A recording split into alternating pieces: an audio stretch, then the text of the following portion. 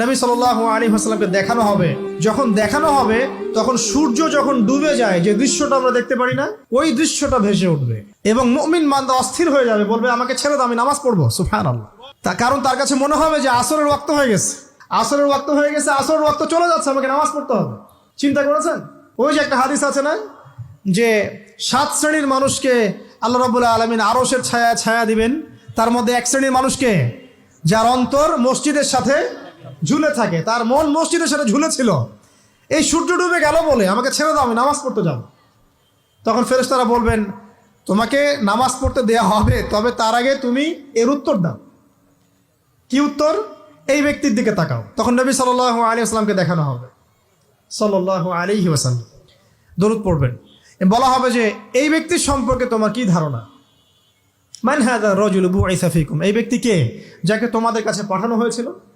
মুমিন ব্যক্তি নির্দ্বিধায় বলে দিবে যে তিনি হচ্ছেন আমার নবী মুহাম্মদুর রাসূলুল্লাহ সাল্লাল্লাহু আলাইহি ওয়াসাল্লাম। দেখুন, পৃথিবীতে যে বা যারাই নবী সাল্লাল্লাহু আলাইহি ওয়াসাল্লামের সুন্নতের উপর আমল করবে, ইনশাআল্লাহ সে তার উত্তর দিতে পারবে। দুনিয়াতে যারা নবীর সুন্নতের 5 পয়সা পরোয়া করছে না, তার আদর্শের 5 পয়সা দাম দিচ্ছে না, তারা কোশ্চিনকালে উত্তর দিতে পারবে না। নাম হতে পারে আব্দুর রহমান, আব্দুর রহিম, নবীর সুন্নতের ধার ধারে না, তারা উত্তর দিতে পারবে না।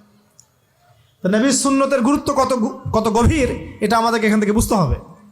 তাই প্রিয় যুবক ভাইরা, মুসলিম ভাইরা, আমাদের জীবনটাকে নবীর আদর্শ এবং সুন্নতে ঢেলে সাজাতে হবে। সকাল থেকে সন্ধ্যা পর্যন্ত প্রতিটা কাজ করবো কার তরিকায়?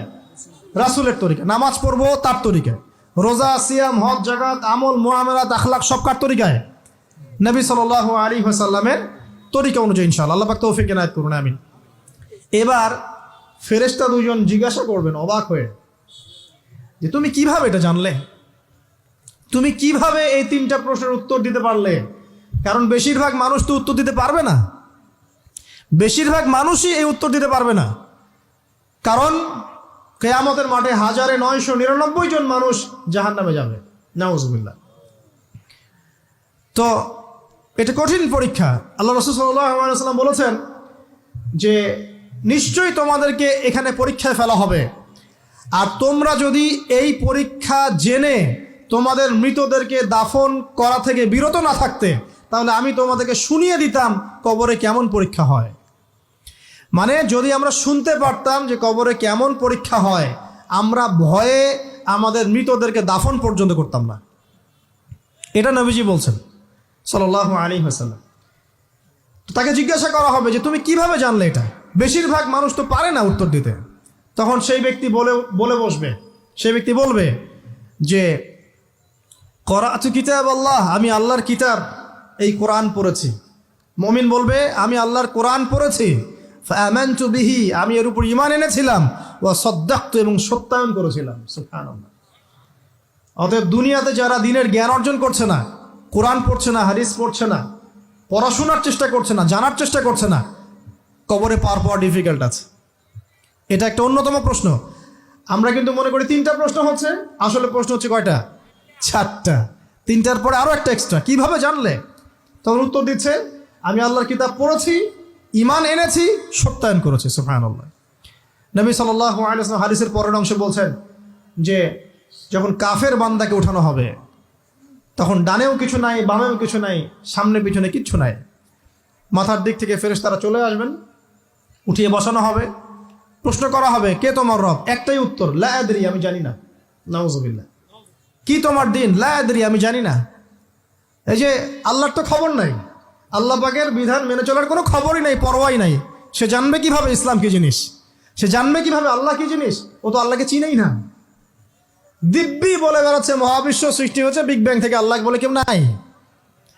মানুষ সৃষ্টি হয়েছে বান্দর থেকে, নাউজুবিল্লাহ।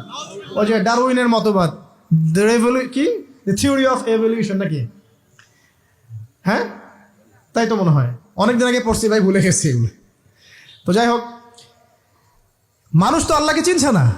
এখনো মানুষ মনে করছে যে আল্লাহ বলতে কেউ নাই, এবং এই মুক্ত চিন্তার নামে, বাক স্বাধীনতার নামে নাস্তিকতার যে চর্চাটা বেড়েছে বাংলায়, এটা আশঙ্কাজনক।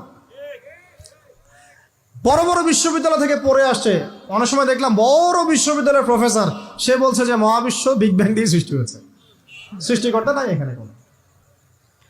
তো মুসলিম বিজ্ঞানীর একটা কথা বলতেন যে মানুষ বিজ্ঞান সম্পর্কে অল্প জানলে নাস্তিক হয়ে যায়, আর অনেক গভীর জ্ঞান অর্জন করলে আল্লাহর কাছে আত্মসমর্পণ করে। খেয়াল করে দেখবেন, ডক্টর ইঞ্জিনিয়ার যারা বড় বড় লেভেলে চলে গেছেন, অনেক সিনিয়র, তারা কিন্তু বেশিরভাগ নামাজি দেখবেন, নামাজ পড়ে, দান সৎকার করে, সমাজ কল্যাণমূলক কাজ করে। তারা কিন্তু রোগীর সেবা করতে গেলেও বলে যে নামাজ পড়িয়েন, রোজা রাখিয়েন, তারা কিন্তু বলে। অনেক ডক্টর আমি দেখেছি এমন, যারা যত বেশি গবেষণা করে তারা তত বেশি আস্তিক হয়ে যায়, আর টুটাফাটা গবেষণা করলে নাস্তিক হয়ে যাবেন। কত প্রশ্ন, ইসলামের এটা কেন, ওইটা কেন, ইসলামে বহুবিবাহ কেন, হ্যাঁ ইসলামে কি পর্দার বিধান কেন, তারপর ইসলামে এত রেস্ট্রিকশনস, এত বাইন্ডিংস কেন, হ্যাঁ স্বাধীনতা নাই কেন, কত প্রশ্ন। ইসলামের এগেনস্টে কত তীর এখন ছোড়া হচ্ছে। তো এই ব্যক্তি কেমন করে উত্তর দিবে যে মাহাদিনুক, তোমার দিন কি? আল্লাহর দিকে কত প্রশ্ন ছোড়া হচ্ছে, কত শিরকের পাপ আমরা করছি, অনেক সময় মুসলিম হয়েও শিরকের পাপ করছি। কিভাবে উত্তর দিবে মান রব্য? 3 নাম্বার প্রশ্ন যখন করা হবে, এই ব্যক্তিকে দেখো দেখি, সে বলবে যে আমি জানি না এই ব্যক্তিকে, তবে শুনেছিলাম, মানুষের মুখে শুনেছিলাম, মানুষ যা বলতো আমি তাই বলতাম। মানে সে রাসূল সাল্লাল্লাহু আলাইহি ওয়াসাল্লামের নাম শুনেছিল হয়তো বা, কিন্তু তার সুন্নত বা আদর্শ কখনো মেনে চলে নাই, পারলো না। এবার জান্নাতি ব্যক্তি হলে কি হতো? ওই যে সূর্য ডুবছিল যেখানে, তার দৃষ্টির সীমা পর্যন্ত কবরকে প্রশস্ত করে দেয়া হতো, এবং জান্নাতের একটা দরজা তার কবরে খুলে দেয়া হতো। এটা কিভাবে করা হবে সেটা আল্লাহ পাক জানেন, এটার ব্যাখ্যা করার জ্ঞান আল্লাহ আমাদেরকে দেন নাই। যেই মানুষের ক্ষুদ্র জ্ঞানে মানুষ ব্যাকটেরিয়া ভাইরাস নিয়ে গবেষণা করতে হিমশিম খেয়ে যায়, সে মহাবিশ্বের স্রষ্টা নিয়ে কিভাবে গবেষণা করবে? আল্লাহ পাকের অসীম জ্ঞানের সামনে আমার জ্ঞান কি? খুবই ক্ষুদ্র। একটা হাদিসে এসেছে বুখারী শরীফের মধ্যে, যে একটা মহাসমুদ্রের মধ্যে যদি একটা পাখি 1 ফোঁটা পানি উঠিয়ে নিয়ে যায়, ওই 1 ফোঁটা পানি হচ্ছে মহাবিশ্বের জ্ঞান, আর বাকি পুরো মহাসাগর হচ্ছে আল্লাহ পাকের জ্ঞান। তো আমরা এই ক্ষুদ্র জ্ঞানের মানুষ হয়ে আল্লাহর জ্ঞানকে কেমন করে পেনিট্রেট করতে পারি? তো আল্লাহ পাক জান্নাতের দরজাগুলো খুলে দিবেন, একটা দরজা খুলে দিবেন, সেখান থেকে বাতাস আসবে, সে জান্নাতের নাজ নেয়ামত উপভোগ করতে থাকবে, এবং তার রূহটাকে সবুজ রঙের পাখির আকৃতিতে জান্নাতে রেখে দেওয়া হবে।